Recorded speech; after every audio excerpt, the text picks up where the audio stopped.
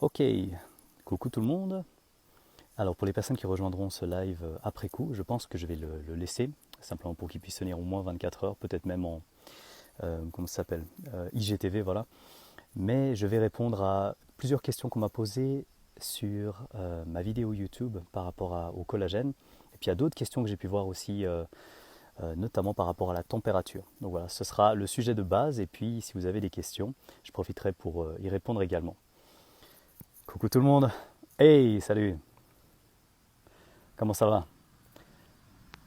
Alors, juste ici, je profite de vous dire un compte que je vous recommande vivement de suivre si jamais vous êtes fan de nutrition et puis que vous aimez bien suivre des contenus francophones. Vous avez ici, vous pouvez retrouver dans les commentaires JS-en bas, Sport Nutrition, donc sport avec un S et nutrition à la suite. Vivement recommandé. Voilà, quelqu'un avec qui j'ai la chance de pouvoir discuter régulièrement, qui est en parcours académique actuellement. Et voilà, c'est toujours sympa. Donc juste un petit message ici. Ok, pour les personnes qui viennent de me rejoindre, bonjour tout le monde, j'espère que vous allez bien. Je vais parler en tout cas de deux choses. J'ai eu des commentaires super chouettes en fait sur YouTube qui m'ont suscité une petite réflexion. Je me suis dit que je devais répondre à vos questionnements. Donc principalement deux. Un, au niveau de la température. J'ai beaucoup de questions par rapport à la température. Et je pense que c'est normal parce que c'est relativement récent comme sujet. Alors, la problématique de la température, c'est quelque chose qui date de plusieurs décennies, hein, mais le fait de le mentionner maintenant comme outil de santé, je pense que c'est quelque chose de relativement récent. Parce que, en tout cas, personnellement, je ne l'ai pas découvert il y a longtemps. Et voilà, donc on va parler de ça. Et deuxième point, on va parler du collagène. Et troisième point, bien sûr, je vais profiter que vous soyez là pour que je puisse tenter de répondre à vos questions si vous en avez. Je vois qu'il y en a déjà une de Thomas. Thomas, je répondrai donc à ta question tout à l'heure. Donc au pire des cas, si tu dois y aller, je répondrai à la fin du live, tu sauras. Et comme ça, je vais pouvoir clarifier deux, trois choses. Donc la toute première chose, je pense, je vais commencer par la température parce qu'on m'a posé beaucoup de questions sur la température. On m'a dit waouh, je suis à 35,5 degrés, je ne sais pas quoi faire. Et puis, du coup, vous avez compris qu'on est censé rester à environ 37 degrés.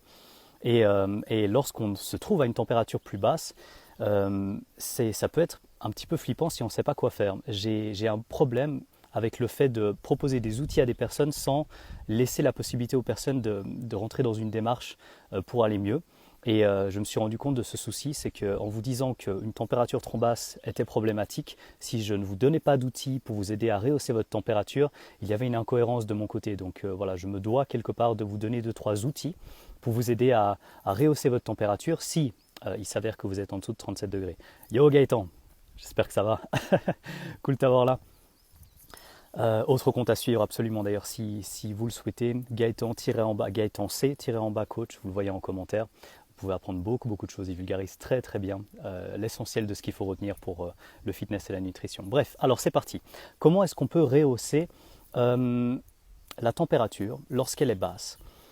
Donc en fait, la relativement longue vidéo que j'ai effectuée sur la température vous explique en très bref que c'est un souci si vous ne vous maintenez pas, en tant qu'être humain bien sûr, à environ 37 degrés. Et ensuite, même si je vous ai donné quelques pistes, je vous ai surtout exposé les soucis qu'il pouvait y avoir si votre température n'était pas au bon niveau, et notamment si la température plutôt dite périphérique, et j'y viens bien sûr, était plus basse que la température au niveau du crâne globalement.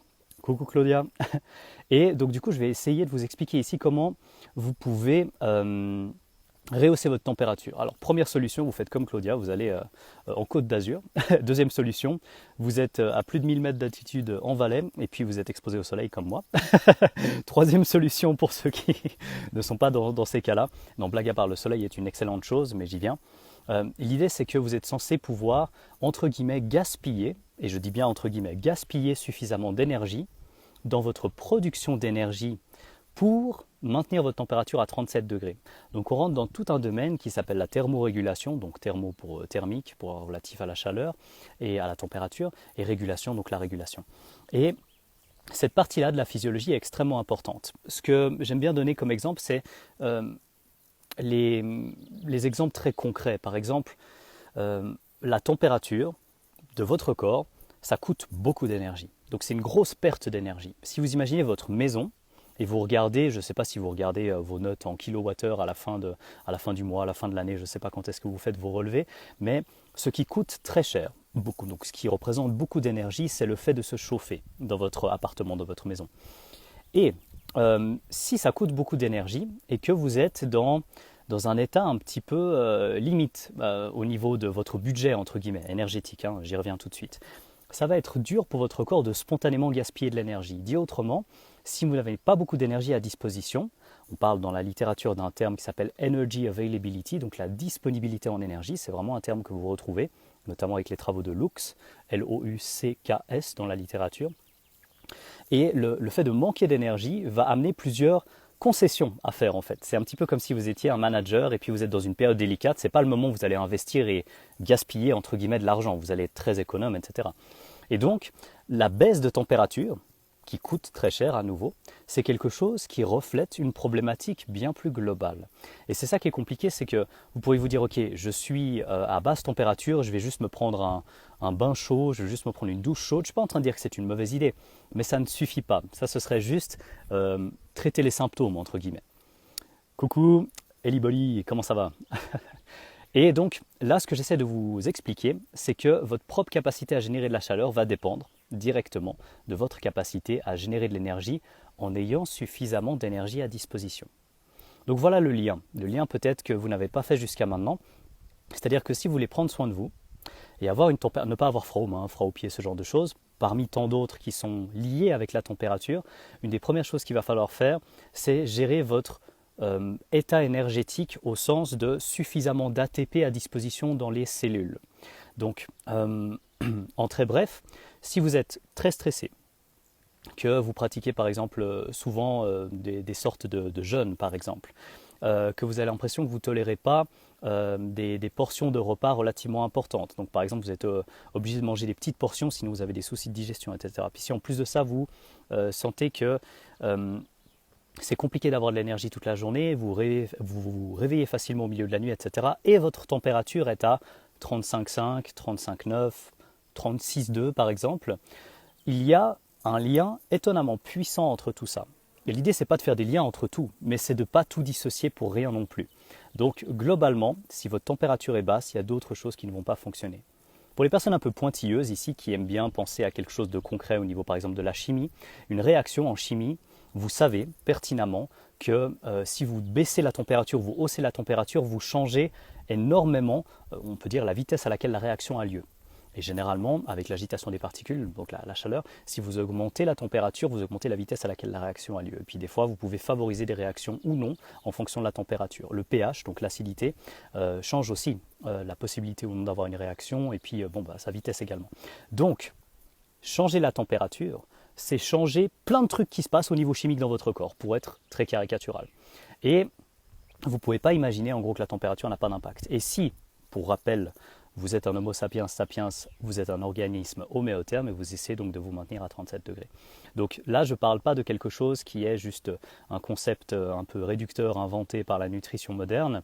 Je vous parle vraiment de quelque chose de solide. Si votre température n'arrive pas à se maintenir à 37 degrés, quelque chose ne va pas actuellement. Mais ce n'est pas du tout pour vous faire peur. C'est de loin pas ça parce que mon but est jamais d'avoir quelque chose qui vous laisse sans solution. Et c'est là que j'ai vu qu'il y avait un problème avec cette vidéo sur la température, c'est que vous n'aviez pas assez de solutions pour en prendre soin. Donc premier truc à comprendre, c'est qu'il y a déjà une vidéo qui devrait vous aider, que j'ai publiée, qui est comment optimiser l'oxydation du glucose. Donc pour les personnes qui vont pouvoir améliorer, par exemple grâce à cette vidéo, ce serait super, leur oxydation du glucose, vous allez avoir une manière de produire de l'énergie qui vous permet d'effectuer un petit peu plus de ce fameux gaspillage d'énergie, entre guillemets, pour les personnes pointilleuses, qui s'appelle le découplage mitochondriel. Donc vous pouvez faire du découplage mitochondriel de plein de manières. Peut-être vous êtes familier avec les méthodes comme la méthode Wim Hof, qui est très connue, même si ce n'est pas lui du tout qui a inventé cette méthode-là, c'est lui qui l'a largement popularisée. L'idée, ce n'est pas forcément de savoir qui l'a fait au début, mais voilà, pour citer ses sources, je pense que ce serait bien de parler des personnes avant lui. Mais bref, vous pouvez avoir par une réaction au froid, une sensation d'augmentation importante de la température. Bien sûr, votre corps perçoit un stress, il fait froid, il réagit, il produit beaucoup de chaleur. Mais ce n'est pas ce type de chaleur dont je parle. En fait, j'aimerais pouvoir vous expliquer la chose suivante, c'est que pour avoir une température, avoir tout le temps un peu chaud, enfin suffisamment chaud pour rester à 37 degrés, il faut que votre production d'énergie soit toujours à un stade suffisant. Donc en bref, c'est pour ça que la mesure de température après un repas est si intéressante. C'est qu'un repas après l'autre, vous pouvez plus ou moins savoir si votre repas vous aide ou vous pose problème. En très bref, vous mangez, vous avez peut-être déjà mangé, admettons vous avez mangé à 13 heures, ce serait parfait. Vous avez un thermomètre chez vous ou proche de chez vous, vous pouvez le faire maintenant, et vous mesurez votre température sous la langue. Vous laissez 2-3 minutes le thermomètre, le temps que ça se stabilise, et vous mesurez ensuite votre température sous l'aisselle. Petit truc au passage, faites dans ce sens-là, parce que si vous partez de l'aisselle vers la bouche, vous risquez d'avoir une mauvaise surprise. Donc, toujours dans ce sens-là, bien sûr, ou vous nettoyez, bien sûr, c'est encore mieux, le thermomètre entre deux. Et vous allez pouvoir avoir une température plus ou moins relative au crâne, à la température en tout cas de la tête, et une température plus ou moins périphérique, un petit peu plus loin ici. Et l'avantage avec ça, c'est que vous pouvez vous dire, après votre repas, est-ce que ce repas a quelque part stimulé mon métabolisme au point de simplement maintenir votre température? Donc je ne parle pas de quelque chose d'extraordinaire, je parle juste d'un repas qui soutient une température normale. Et ça, c'est quelque chose que vous pouvez faire chez vous, gratuitement, enfin 10 € une fois que vous avez le thermomètre, après ça ne vous coûte plus rien, à part du temps et puis la volonté de le faire. Et vous pouvez tester différents repas. Et c'est là que je pense que cette vidéo est importante, c'est que vous allez pouvoir comprendre si par exemple après un repas, votre température ne monte pas du tout, voire même chute, peut-être que c'est le moment de tester d'autres repas.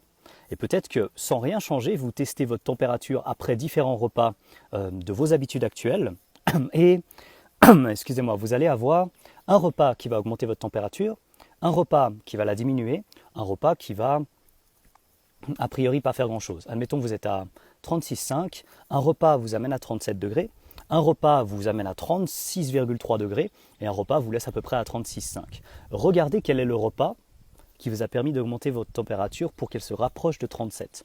C'est tout simple comme concept.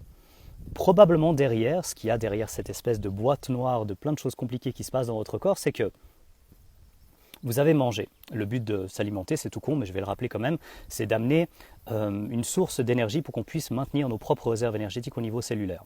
En français, on mange des aliments qui, avec la digestion, se transforment en nutriments. Donc, il y a des nutriments dans l'alimentation, mais on fait en sorte de les rendre disponibles pour notre corps.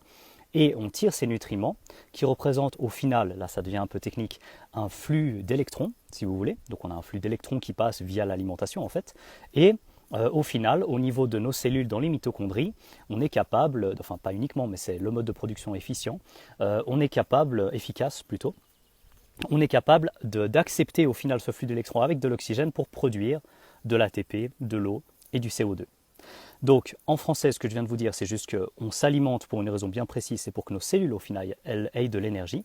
Et si nos cellules ont suffisamment d'énergie, qu'elles l'utilisent, qu'elles l'absorbent correctement, qu'elles le stockent correctement au niveau du glycogène, etc., et que vous êtes capable de bien tourner au niveau de ce mode de production d'énergie, vous allez générer de la chaleur sous forme d'une espèce de gaspillage, entre guillemets.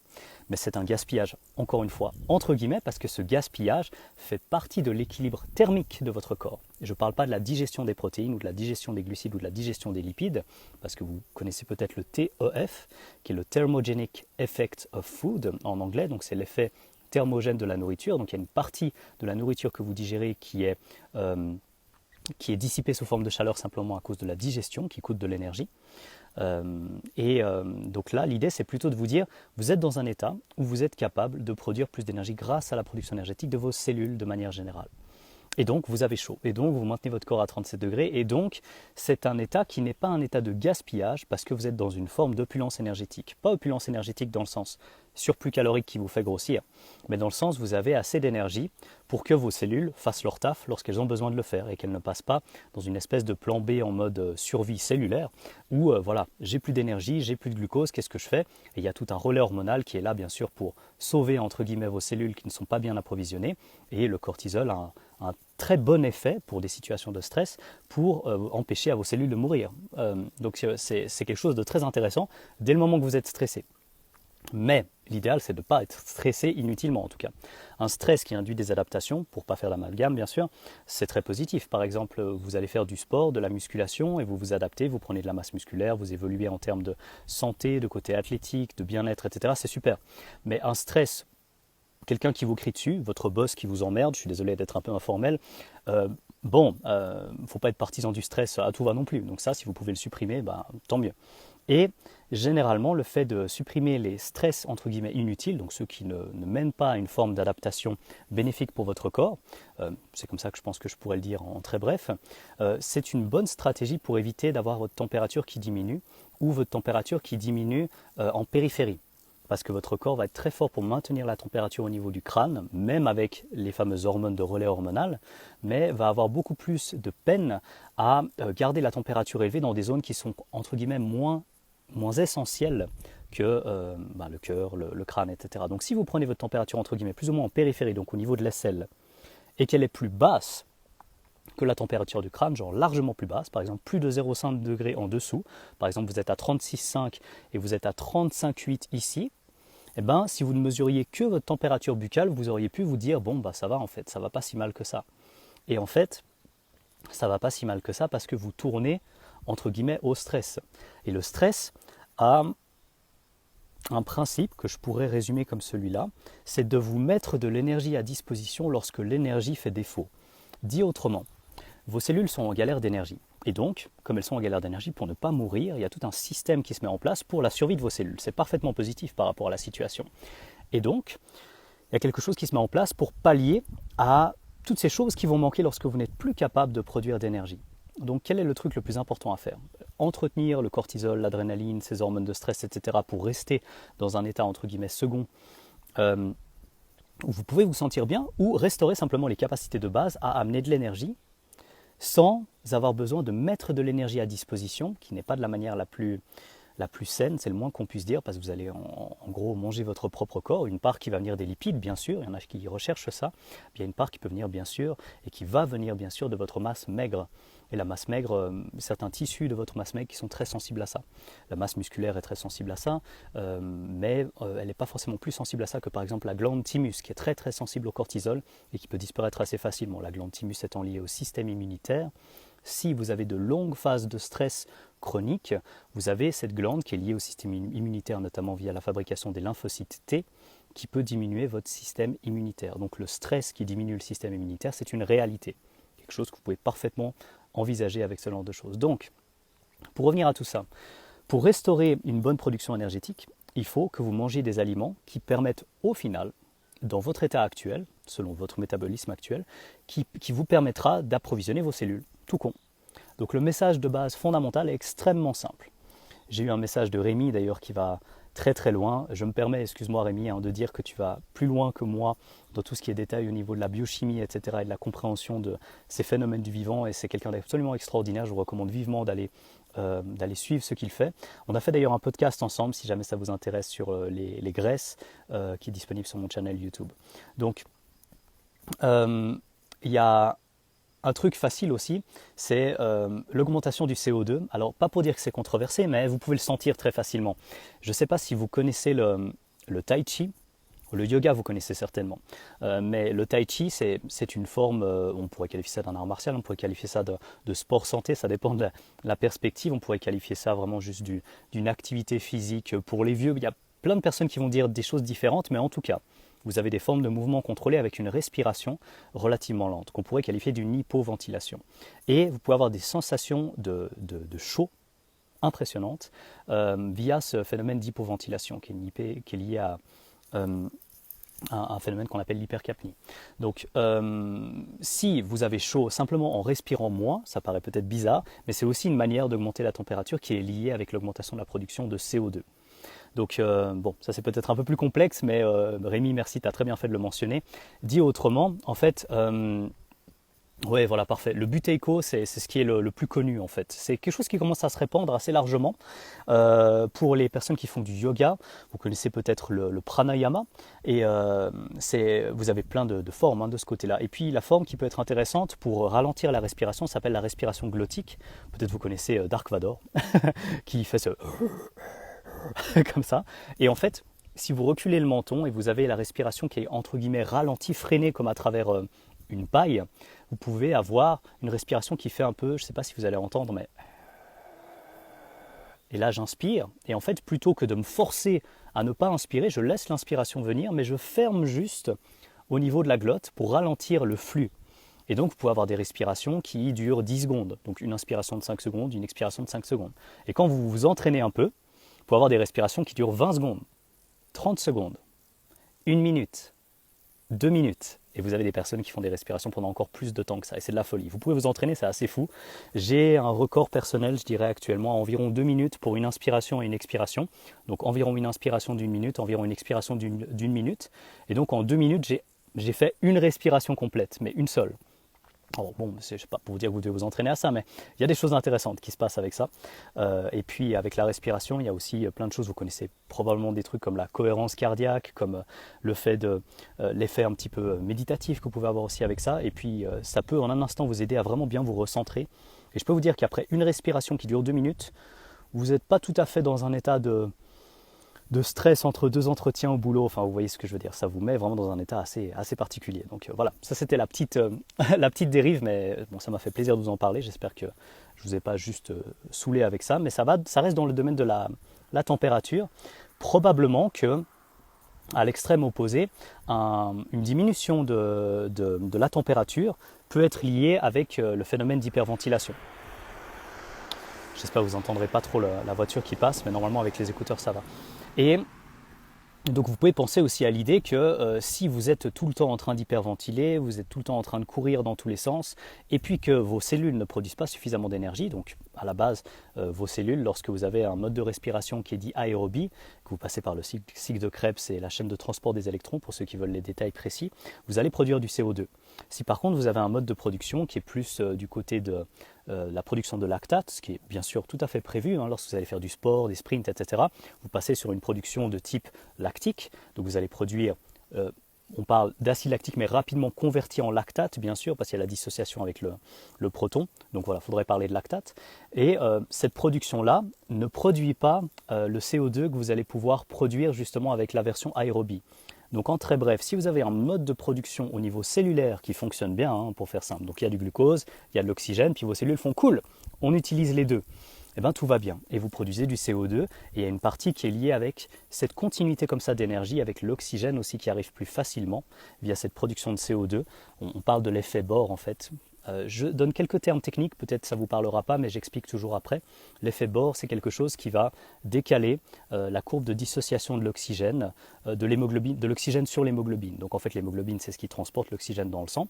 Et si vous avez une production de CO2, localement, vous avez un décalage qui rend en gros l'oxygène moins susceptible de rester fixé à l'hémoglobine. En français, vos cellules qui produisent du CO2, donc qui fonctionnent bien, elles ont une espèce de signal qui va dire « coucou, amenez de l'oxygène ici » parce que justement l'oxygène va bien s'amener à cet endroit-là. Donc le CO2 c'est beaucoup plus qu'un déchet bien sûr, c'est un signal, c'est une protection aussi contre certaines choses, contre la glycation, probablement contre certains autres phénomènes. Mais bon là je ne vais pas rentrer trop dans les détails parce que je risque vraiment de perdre beaucoup de personnes. À la base c'était juste comment optimiser votre température, mais on reste dans le sujet.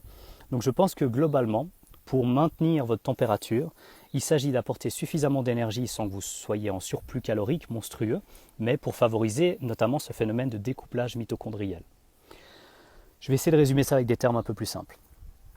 Vous mangez, vous avez votre thermomètre à disposition, vous mangez et puis 20-30 minutes plus tard, vous allez prendre votre température et puis vous allez regarder si vous êtes aux alentours de 37 degrés. Si vous êtes aux alentours de 37 degrés et qu'en plus vous aviez pris votre température avant le repas et que votre température a eu tendance à augmenter, c'est parfaitement possible qu'on puisse qualifier votre alimentation à ce moment-là comme une alimentation favorable à votre santé.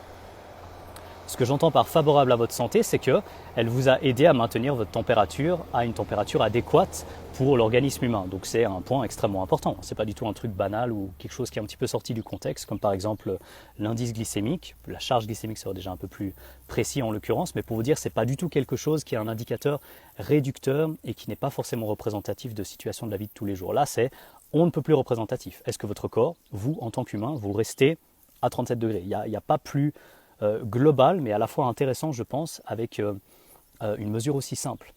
Donc, ce repas vous amène vers 37 degrés, super. Un autre repas, par exemple l'après-midi, vous donne un peu un coup de barre comme ça, puis par curiosité, vous prenez votre température, à la fois buccale et à la fois au niveau des aisselles, et puis vous remarquez que la température est soit un petit peu moins élevée, soit il y a un décalage important entre l'aisselle et le crâne. Probablement qu'à ce moment-là, votre repas n'est pas idéal, ou en tout cas votre situation du moment, sur le plan énergétique, donc la quantité d'ATP à disposition, n'est pas favorable à un maintien de la température. Ce qui veut dire que vous pouvez vous sentir relativement chaud, par exemple au crâne, pas avoir de problème, etc. Mais vous pouvez avoir un peu plus froid en périphérie, notamment les signes classiques, c'est que vous avez froid aux mains et vous avez froid aux pieds. Et là, la preuve, c'est que, en tout cas au niveau de vos pieds, au niveau de vos mains, le corps n'est pas en train d'investir, entre guillemets, de l'énergie sous forme de gaspillage, encore une fois c'est un gaspillage entre guillemets, pour garder la totalité de votre corps au chaud. Et vous pouvez avoir même certains repas, et là c'est peut-être le plus frustrant, mais je me dois quand même de le mentionner. Ciao Rémi, à la prochaine. C'est des repas qui vont baisser votre température, mais qui ne sont pas forcément mauvais à la base. Donc si jamais vous avez notre livre avec Tristan de Feuillet-Wang qui s'appelle Les mensonges du fitness, vous avez tout un chapitre là-dessus qui vous explique point par point, plus en détail que ce que je fais maintenant. Donc si jamais n'hésitez pas et que vous l'avez chez vous, vous pouvez juste garder ça comme référence et le relire après. Mais globalement, un repas qui vous fait sortir d'un état où vous étiez stressé, par exemple, vous n'aviez pas très faim avant de manger ce repas, puis vous avez mangé quelque chose, puis la faim est venue en mangeant, comme on dit. Et puis, juste après le repas, vous avez une baisse de température. Peut-être qu'avant le repas, vous étiez sous ce fameux relais hormonal avec une certaine quantité de cortisol et d'adrénaline qui vous faisait vous sentir relativement bien, focus, etc. Peut-être lié avec quelques tremblements, peut-être lié avec quelques sentiments d'agacement, peut-être lié avec un peu de susceptibilité. C'est des états qu'on peut retrouver assez facilement dès qu'on manque d'énergie. Sur Instagram, il y en a qui rigolent avec ça en appelant ça le hashtag hangry, H-A-N-G-R-I, pour dire un mélange entre hungry, qui a faim, et angry, qui est énervé. Et donc, pensez aussi à ça. Si vous étiez un peu irritable et qu'en plus de ça, vous n'aviez pas vraiment faim, c'est assez probable, surtout si vous regardez ce que vous avez mangé, que vous soyez un petit peu sous stress. Et donc, votre repas, s'il est positif, il va faire quoi? Vous allez manger, vous allez avoir des nutriments, ça va vous mettre de l'énergie à disposition, et vos hormones de stress, qui ont quoi comme effet? Elles ont comme effet, comme rôle, d'apporter de l'énergie, de mettre de l'énergie à disposition lorsque l'énergie fait défaut. Sauf que là, vous venez de manger. Vous venez d'apporter de l'énergie. Donc concrètement, vous dites au cortisol et à l'adrénaline, ciao Coco, j'ai plus besoin de toi, c'est bon, tu peux dégager. Concrètement, c'est ça. Hein. Je suis un peu informel, mais j'essaie de rendre le truc clair d'un point de vue non langage, un peu pédant scientifique. Donc, si vos hormones de stress qui vous maintenaient à une certaine température dégagent concrètement, vous pouvez avoir une baisse de la température. Donc là, vous êtes en train de dire de nouveau à votre corps, c'est bon, là on a assez d'énergie, ce serait cool maintenant de commencer à produire de la chaleur de manière plus efficace, de manière moins dangereuse, de manière moins problématique que via ce relais hormonal. Et donc vous allez commencer peut-être à générer un peu de chaleur, mais probablement pas autant que ce que vos hormones de stress sont capables de faire à court terme. Un coup d'adrénaline, je ne sais pas si vous avez eu ça récemment, je vous donne mon exemple qui est celui que j'ai en tête. Je faisais ces parcours, vous savez, dans la forêt où on peut passer d'une branche à l'autre, mais on est totalement assisté avec des câbles et tout, donc c'est un truc de touriste, hein, mais bon, c'était un truc de touriste quand même de relativement haut niveau, donc c'était du touriste plus. Et il y a une phase où on n'était pas obligé de passer, mais il disait que c'était un parcours un peu plus difficile. Évidemment, moi j'y vais, et il y a un moment j'ai failli tomber, j'ai failli glisser, donc évidemment j'étais soutenu et tout, mais j'ai réussi à me rattraper, et j'ai eu une montée d'adrénaline mais monstrueuse. Et j'ai transpiré, mais de ouf, juste après, j'ai eu chaud, etc. Et bon, heureusement, j'avais des sources de glucides à disposition, et puis j'ai pu revenir assez vite à un état normal, mais sur le moment, waouh! Et là, le coup de chaud, il était imbattable, quoi. En peu de temps, l'adrénaline, ça vous fait des trucs de fou, quoi. Mais bon, c'était ponctuel et tout allait bien finalement. Et puis je suis retourné à un état de repos, entre guillemets, même si le reste du temps, il y avait encore pas mal d'arbres à passer. Donc voilà, c'était l'exemple pour vous dire, vous n'allez pas battre ça en termes de thermogénèse, voilà, vous voyez. Donc même si vous commencez à prendre soin de votre santé, vous avez un bon repas. Si vous arrivez à faire chuter vos hormones de stress, initialement, vous pouvez vous sentir moins bien. Et ça, c'est pas cool, parce que vous dites, ok, je vais dans la bonne direction, mais je me sens moins bien, fait chier, quoi. Donc ça, c'est quelque chose que je me devais absolument de vous expliquer, parce que c'est une clé importante au niveau de la compréhension de ce qui vous arrive. Donc voilà, ça c'était pour la partie température. J'espère que c'est relativement clair. Si jamais, n'hésitez pas à me le dire. J'ai vu 2-3 questions auxquelles je vais essayer de répondre. Il y en a une qui est parfaitement adaptée à ce que je dis maintenant. Une personne qui demande si c'est important d'avoir une mesure de température au niveau anal. Donc on parle de la mesure de température qui peut être entre guillemets standard au niveau médical. C'est pas du tout nécessaire d'avoir une mesure de température à ce niveau-là. En fait, on peut se dire la température à quoi elle sert. si elle sert à vérifier si, en gros, on mange correctement, vous n'êtes pas du tout obligé de prendre la température, voilà, la température anale. Vous pouvez très bien prendre la température au niveau buccal et, dans l'idéal, comparer avec la température au niveau de l'aisselle pour avoir justement cette possibilité de regarder la différence entre votre capacité à maintenir la température du crâne, de la tête, qui est une priorité pour le corps, à 37 degrés, comparé à votre capacité du moment à maintenir une température élevée, un peu plus en périphérie. L'aisselle, c'est plus proche du tronc, bien sûr. Vous n'êtes pas en train de mesurer la température de vos mains ou de vos pieds, mais ça reste une température qui indique un peu plus la périphérie, bien sûr. Donc non, ce n'est pas nécessaire.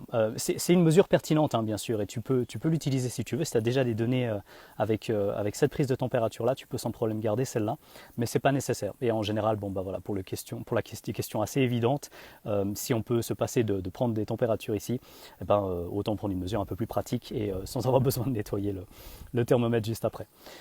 Donc je vais poursuivre, ça fait déjà quelques minutes là. Je vais essayer d'être bref pour les questions que j'ai reçues sur le collagène. Alors, une question que j'ai reçue sur le collagène, c'est comment est-ce qu'on peut calculer la quantité de collagène dont on a besoin.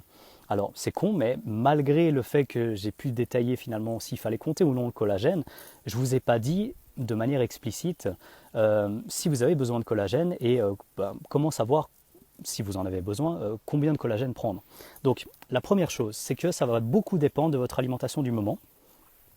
Ça va dépendre aussi de différentes choses. Par exemple, si vous avez des soucis actuellement au niveau, je sais pas, au niveau articulaire et vous avez des problèmes au niveau tendineux, etc. Bon, ben voilà, quelque chose qui favorise les nutriments à disposition pour la resynthèse du collagène, en consommant directement du collagène, ça coule de source, entre guillemets, ça pourrait être intéressant dans cette optique-là de toute façon. Mais de manière générale, j'aimerais répondre pour différents modes d'alimentation pour vous donner un peu une idée de ce que vous pouvez mesurer ici. Première chose.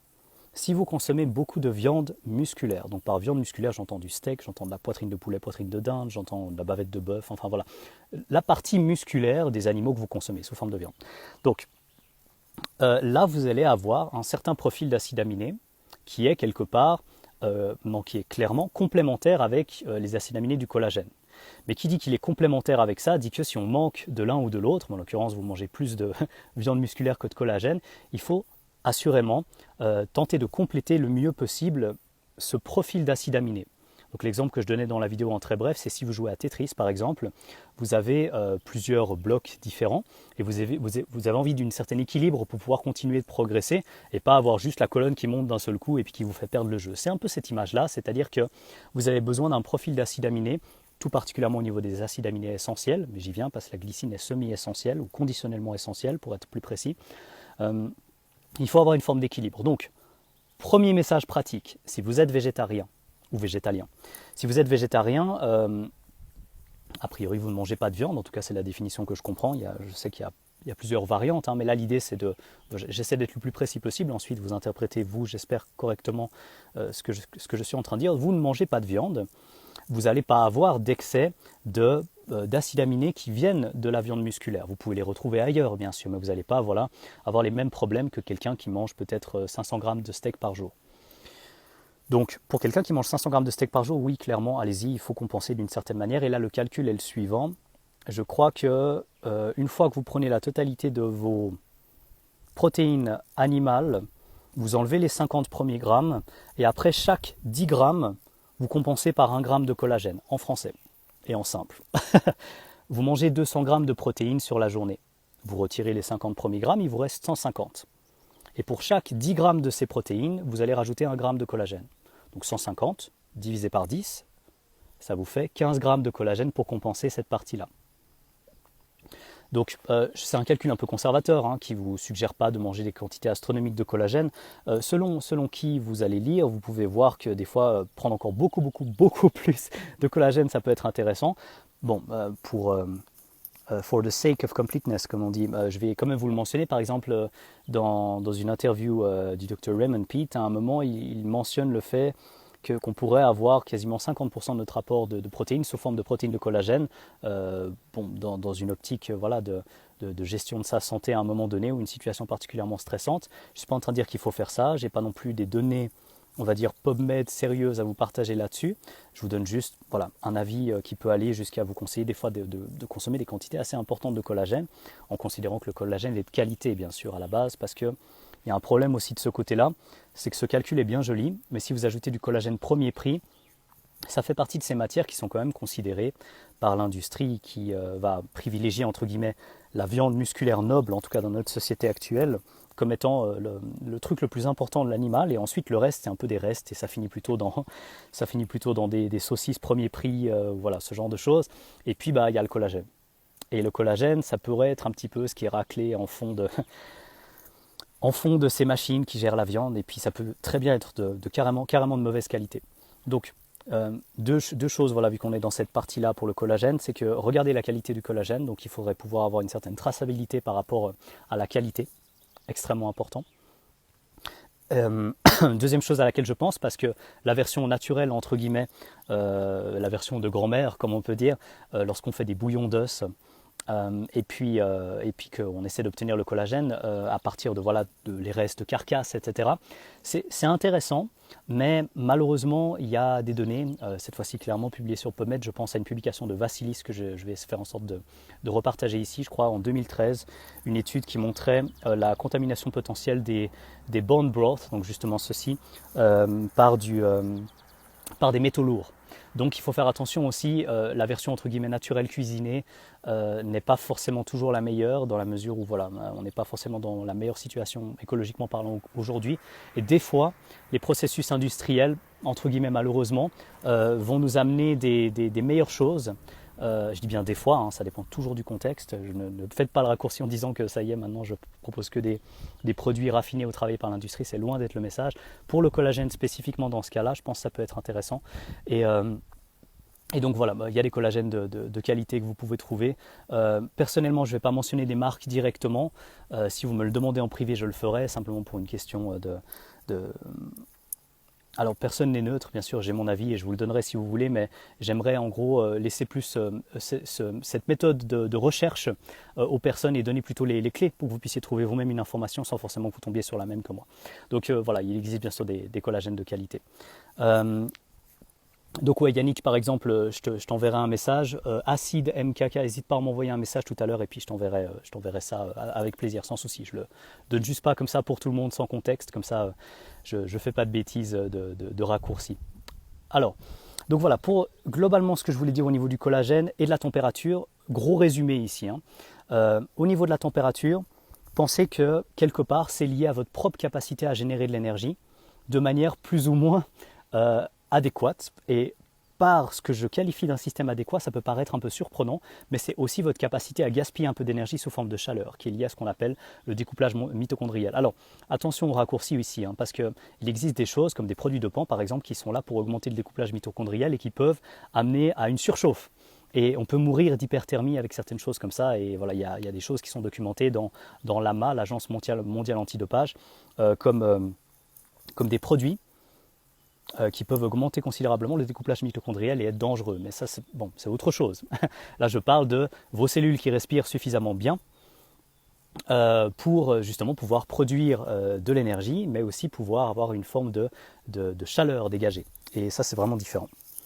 J'ai plein de petits insectes là, des fois, des petits réflexes de... Vous savez comment vous êtes avec les moustiques, là c'était pas un moustique, mais j'étais quand même un peu en mode protection. Là. Bref, alors, donc voilà, ça c'était pour le collagène, et puis pour la température. Et puis pour la température, retenez que en fonction de vos repas, la réponse va varier en fonction de ce que ça a sur vous.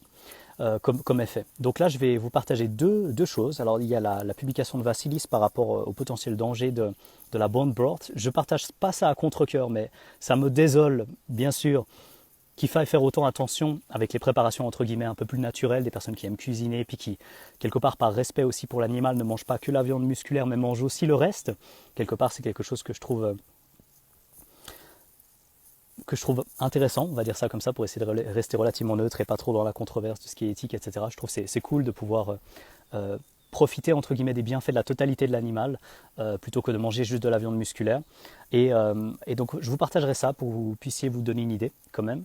Je pense qu'il y a des méthodes de préparation, bien sûr, qui ne sont pas dangereuses, notamment celles qui contiennent moins du tissu osseux dans les préparations, et spécialement les restes de ruminants, plutôt que les restes de bouillon de volaille par exemple, parce que ça ne va pas être le même profil d'acide gras aussi. Donc voilà, ça c'est quelques petites réflexions. Je pense que si vous mangez par exemple un steak de bœuf et que vous avez la partie gélatineuse comme ça à côté que vous ne voulez pas manger parce que voilà, c'est dur à mastiquer, eh bien là vous pouvez faire une préparation ici et je pense que c'est carrément pas mal parce que les graisses seront de meilleurs profils et puis vous avez moins de soucis liés directement à la carcasse elle-même, aux os quoi. Et puis pour la température, oui, il y a une publication de Justine que je vais vous partager aussi en story qui explique, alors c'est avec ce format carrousel là, où vous pouvez swipe à chaque fois sur le côté les différentes indications au niveau de la température et ce que ça représente. Et comme ça, vous saurez vous-même comment interpréter ça. Et si jamais parmi vous, ceux qui ont notre livre avec Tristan, Les mensonges du fitness, c'est détaillé dans la partie du métabolisme. Je ne connais plus le numéro, je crois que ça va être 36 ou 37. Et là, vous trouvez toutes les étapes qui sont largement inspirées, bien sûr, des recommandations de Kate Deering, que je vous recommande énormément. À savoir que ça a été annoncé il n'y a pas longtemps, ce livre est en train d'être traduit en français. Et en plus c'est par une amie, d'ailleurs à Vassilis et à moi-même. Donc ce livre-là en français... ok, je suis absolument pas impartial, mais si vous achetez pas ce livre alors que vous essayez de prendre soin de votre santé, je ne sais pas où vous mettez l'investissement, mais là franchement ça va être incroyable. Si vous parlez déjà anglais, foncez, il est incroyable. Si vous ne parlez pas anglais, il y a déjà une partie de ça qui est disponible dans le livre Les mensonges du fitness, mais pensez surtout que je vais vous partager la publication de Justine, donc ça bien sûr c'est gratuit, sans achat, quoi que ce soit, et c'est déjà très très clair, elle a fait un super travail ici. Donc voilà, globalement pour ce que je voulais vous présenter, ça a duré quand même un petit moment. Je vais regarder si j'arrive à répondre à vos questions. Thomas, je ne sais plus ce que tu avais posé comme question, c'était il y a longtemps. Thomas, si tu es encore là, n'hésite pas à copier-coller ta question ou à la reposer simplement. Et je vais répondre à vos questions maintenant, donc n'hésitez pas à prendre le temps de rédiger. Je prends que quelques temps ici. Je crois que je vais retrouver ta question. Voilà, ça devrait être par ici. Ok, bon, en tout cas, perso... Je suis désolé de vous dire ça comme ça, mais ça ne me pose aucun problème de chercher tranquillement ça. Je suis au soleil, trop bien. Il n'y a pas de bruit. Je suis dérangé par des papillons à gauche et à droite. Heureusement, mon chat n'est pas là parce que c'est le plus grand chasseur de papillons de la planète. Pas beaucoup de mérite, hein, mais bon, voilà. C'est tout ce que ce chat d'appartement sait chasser. C'était dur à dire. Tout ce que ce chat d'appartement sait chasser. Facile. Mieux que les chaussettes de l'archiduchesse. Je dis vraiment de la merde, je suis désolé, ça fait trop longtemps que Bon, écoutez, je suis de bonne humeur, donc il sort ce qui sort, hein, je m'excuse. Alors, mon homme, instantanément, donc une question de I am Stridou. Il mange et il devient un radiateur humain, alors que moi j'ai froid. Alors, j'ai une bonne et une mauvaise nouvelle. La bonne nouvelle, c'est que ton homme va très bien. L'autre bonne nouvelle, c'est que du coup, il peut te réchauffer lui aussi, vu que vous êtes ensemble, je pense qu'il n'y a pas de problème pour avoir une certaine proximité. Et donc, voilà, tant mieux de ce côté-là. En ce qui te concerne directement, regarde si tu arrives d'une certaine manière à avoir aussi cet effet-là.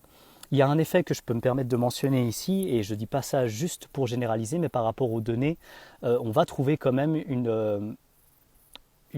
un plus grand risque pour les femmes d'avoir une grande quantité d'œstrogène. Vous me direz, ça a une part de logique, hein, bien sûr, mais en gros, c'est d'œstrogène plus ou moins compensé par les hormones équivalentes du mâle ou de la femelle. Donc nous, on va compenser entre guillemets l'éventuel excès d'œstrogène par une certaine quantité de testostérone et les femmes par la progestérone.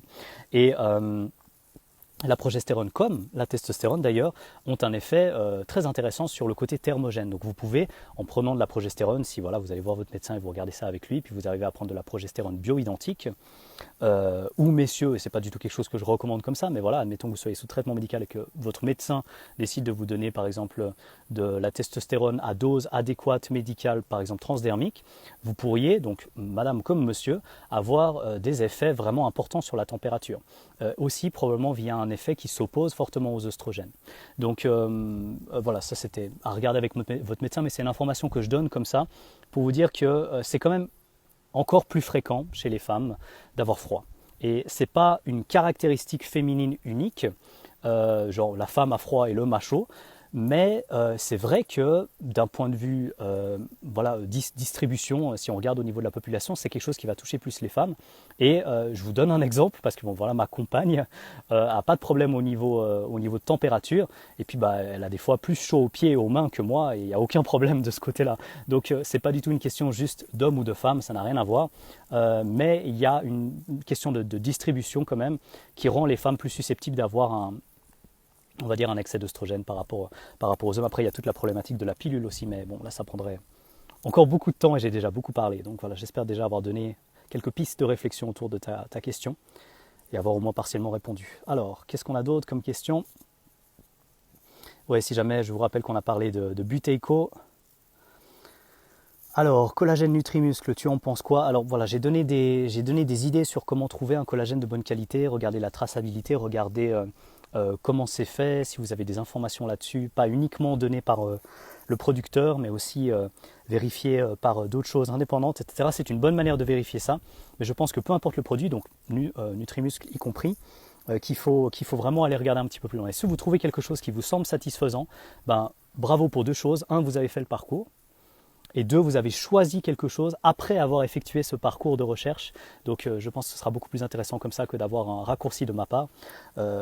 D'autant plus que je ne connais personnellement pas directement les personnes de Nutrimuscle. Et je suis convaincu que plein de personnes font du bon travail. C'est peut-être leur cas aussi, mais je vous laisse vérifier vous-même. Parce que si vous pouvez vérifier ce type de... Oups. Ah, voilà, j'ai cru que j'allais arrêter le live. Si vous pouvez vérifier vous-même, ça vous aidera pas seulement pour cette fois, mais pour la suite aussi. Ok, alors Vassilis a donné une petite indication. Je dirais ça juste comme ça, discrètement. Un autre truc par rapport à Vassilis que je vous laisserai lire entre vous. Je dois aller, bon après-midi. À plus Yannick, si jamais tu écoutes cette fin de live. Le livre que j'ai mentionné, alors le livre en anglais de Kate Deering, donc Kate ça s'écrit K-A-T-E, Deering ça s'écrit D-E-E-R-I-N-G, et s'appelle How to Heal Your Metabolism, comment soigner votre métabolisme. Alors rien que le titre, pour certaines personnes, j'anticipe, devrait sembler un petit peu pseudo-scientifique, et je comprends très bien, je comprends très bien ce côté un peu genre, vous déconnez quoi, vous n'avez pas un métabolisme cassé, le métabolisme fluctue, il faut arrêter vos conneries, le métabolisme n'est pas endommagé, etc. Et je comprends très bien cette perspective, et je ne vais pas vous contraindre à quoi que ce soit, mais je vais vous suggérer d'aller un poil plus loin que peut-être ce premier a priori qui va complètement à l'opposé, je dirais, des tendances peut-être un peu trop simplifié du monde de l'evidence-based auquel je fais partie, hein, bien sûr, parce que je suis à la base de formation académique occidentale stricte avec un master en physiologie de l'exercice, donc bien sûr ça me parle, mais je pense qu'il y a quelques points qui ne sont pas abordés et qui sont très bien abordés justement dans le livre de Kate Deering, qui va pointer du doigt de nombreuses recherches parfaitement pertinentes, mais qui ne sont pas autant mises en avant aujourd'hui par ces fameux élans de consensus scientifique, j'ai envie de dire. Donc c'est pas du tout quelque chose de juste controversé qui va à contre-courant, mais c'est quelque chose qui vous donne des pistes de réflexion que vous pouvez choisir de suivre ou non. Et elle va pointer du doigt des travaux notamment du docteur Broda-Barnes, je ne sais pas si on dit le S à la fin. Et c'est vrai que les données les plus récentes ne sont pas forcément toujours les plus pertinentes. On a tendance à chercher, pas toujours, hein, je dis bien, on a tendance à chercher l'étude 2019-2020 randomisée contrôlée publiée dans un grand journal. Je ne pense pas que cette habitude soit une mauvaise chose, mais chaque chose fait partie d'un contexte. Et chaque question fait également partie d'une forme de courant de pensée. Et je ne pense pas qu'actuellement, le modèle de la méthode scientifique entre guillemets parfaite soit totalement représenté dans la plupart des journaux, dans la mesure où c'est quand même difficile d'être encouragé si tout à coup on a une idée qui va à contre-courant. Ce qui ne veut pas dire que c'est seulement quand on va à contre-courant qu'on est dans le juste, ou c'est seulement quand on suit le courant qu'on est faux ou qu'on est correct. Je dis juste que la base d'une réflexion scientifique suggère que dès qu'un modèle peut être remis en question, on doit pouvoir l'abandonner et passer sur un autre. Qu'est-ce qui se passe lorsque des personnes ont étudié leur carrière entière un modèle et tombent sur une étude nouvelle et doivent réviser en tant que pair, PIRS, donc équivalent d'un point de vue métier si vous voulez, doivent réviser le travail de leurs collègues. Est-ce que vous pensez qu'ils vont dire oui, vas-y, contredis toute ma vie, ton modèle est super, je vais abandonner tout ça?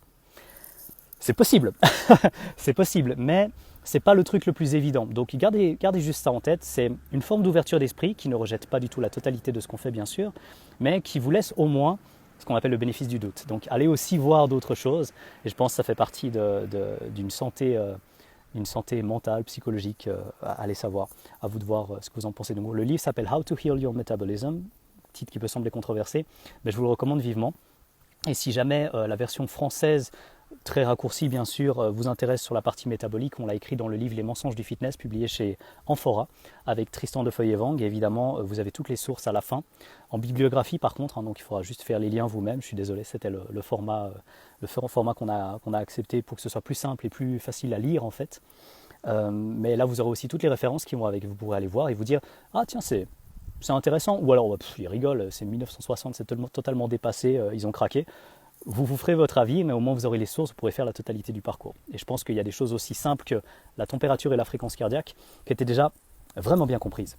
Peut-être même mieux, dans certains cas bien sûr, au niveau de la physiologie. Il y a des choses qui ne demandent pas des technologies absolument extraordinaires, mais qui peuvent déjà être très poussées d'un point de vue compréhension, sans aller dans des technologies complètement folles comme celles qu'on a maintenant, qui nous permettent d'aller bien sûr plus loin dans certains détails.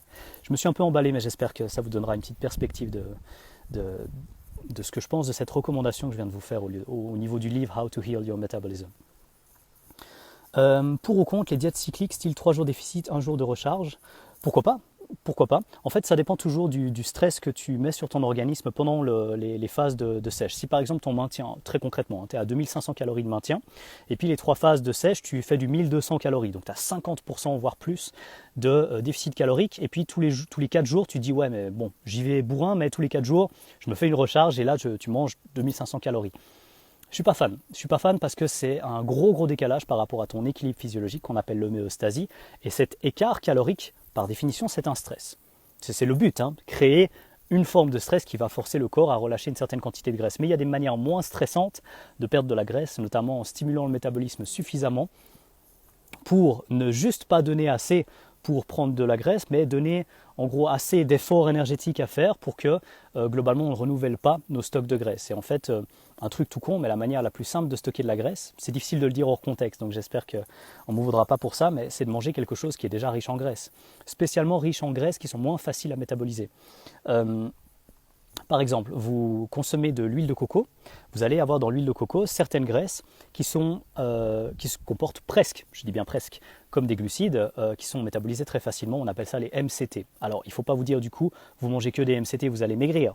Par contre, vous pouvez vous dire que sur plusieurs mois, si on consommait des graisses qui sont comme celles de l'huile de coco, comparé à quelqu'un d'autre qui consommerait des graisses plutôt comme de l'huile de tournesol ou de l'huile de soja qu'on va retrouver dans ces huiles végétales industrielles, probablement que petit à petit, vous allez avoir une accumulation plus importante de ces graisses que votre corps n'apprécie pas beaucoup, qui sont dites pro-inflammatoires, pleines d'oméga 6, ça c'est pas du tout un domaine controversé.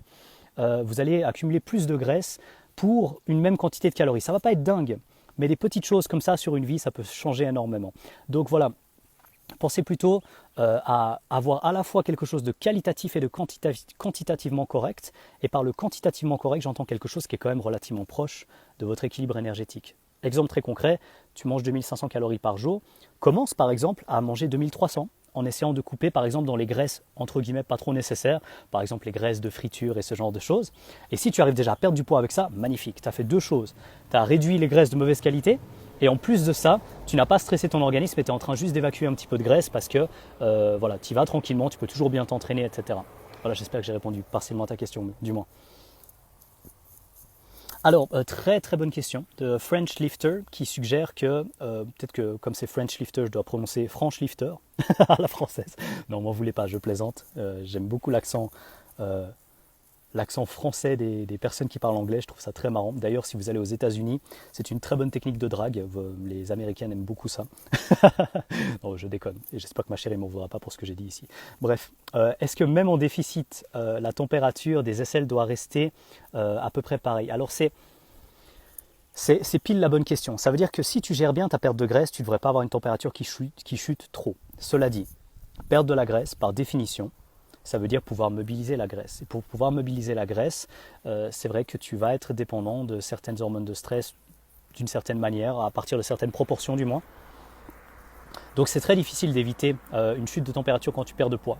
À l'inverse, une perte de poids bien réussie, c'est une perte de poids qui ne te fait pas descendre trop en température. Pour donner un exemple très pratique de compétition de ma compagne, je sais qu'elle l'a partagé déjà publiquement, donc il n'y a aucun souci avec le fait que je le partage là comme ça, sa température a largement chuté pendant sa préparation, mais c'est de la performance. Et comme c'est de la performance, bien sûr, on fait des concessions pour arriver avec un certain niveau de sèche à la compétition.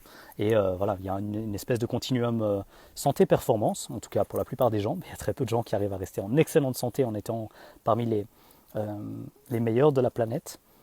Mais c'est possible. Donc voilà, c'est tout le jeu justement, essayer de perdre du poids sans perdre trop de température. Mais c'est plus que probable qu'on observe une baisse de température et à ce moment-là, ça peut être intéressant justement de faire un maintien calorique. C'est une méthode qui a été d'ailleurs largement suggérée par Vassilis. Cette idée, à la base, c'est vrai que j'avais relevé avec Christophe Bonnefond une étude qui suggérait de faire régulièrement des pauses, mais ce que j'aime beaucoup là dans l'approche dont on a parlé avec Vassilis il y a un petit moment déjà, c'est que justement la température pourrait être un signal pour vous dire hey, là c'est bien, tu as perdu du poids, bravo, tu as validé ça, maintenant ta température a diminué d'1 degré, le moment de faire une pause est venu quoi. Par contre, si la température ne chute pas, que tout va bien, vous continuez de perdre de la graisse à un rythme adéquat, continuez. A priori, c'est possible. Mais faire des pauses, ça semble une très bonne manière d'anticiper et d'éviter ce qu'on appelle les adaptations métaboliques qui sont totalement attendues. Depuis que je réduis, ça va un peu mieux. Je ne sais pas si tu as des solutions. Merci pour tout ce que tu partages. Alors, qu'est-ce que tu as dit? Cynthia, j'adore les repas proposés sur la page Projet Résilience. Super. Ouais, ils sont alléchants. Il y en a certains qui sont juste incroyables. Mais je remarque que les produits laitiers ont tendance à me donner des boutons trop moches sur le visage. Est-ce que j'ai une solution par rapport à ça? Alors, les boutons qui viennent des produits laitiers, ça peut venir de beaucoup de choses. Même ma dermatologue de l'époque m'avait déjà dit qu'il y a une partie qui peut venir de ce qu'on appelle la dioxine. Donc dioxine, c'est une forme de toxine qu'on va trouver dans les protéines de lait. Pas forcément toutes. D'ailleurs, Vassilis, si jamais tu es là, n'hésite pas à me corriger sur des détails là-dessus. Je n'ai pas forcément approfondi énormément le sujet sur l'acné par rapport aux produits laitiers. Mais je pense que si tu prends des produits laitiers de qualité et que, par exemple, tu testes différents produits, regarde si les produits laitiers premier prix te donnent des boutons comparé à peut-être un fromage frais de la ferme d'à côté. Où les bêtes ont été bien nourries et puis regarde s'il y a une différence. S'il n'y a pas de différence, peut-être qu'il faut regarder le problème encore ailleurs, mais voilà, déjà une piste que tu peux essayer de suivre qui a fonctionné quand même pour pas mal de personnes. C'est un truc tout bête aussi qui peut fonctionner très bien pour les problèmes de digestion aussi par rapport au lait, ou simplement le lait qu'on va trouver des fois qui ne conviendra pas simplement dans un supermarché, aller chercher un lait cru de qualité d'une petite ferme, voilà, le langage un peu bisounours, mais testez au moins une fois.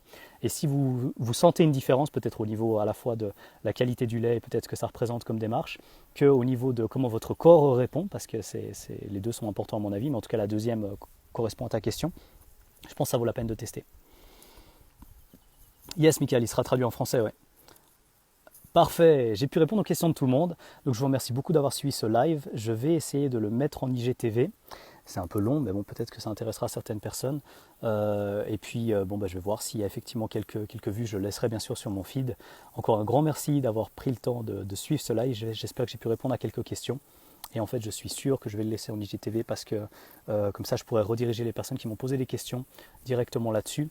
Et ça me permet d'être efficace. J'essaye de gérer au mieux cette volonté de partager avec le fait de respecter quand même un petit peu mon mode de vie. J'espère que vous comprenez, mais c'est ce qui fait que je vais pouvoir partager sur plus de durée, donc je pense que vous comprendrez. Je vous souhaite une magnifique journée. Merci encore une dernière fois d'avoir suivi ce live et à la prochaine.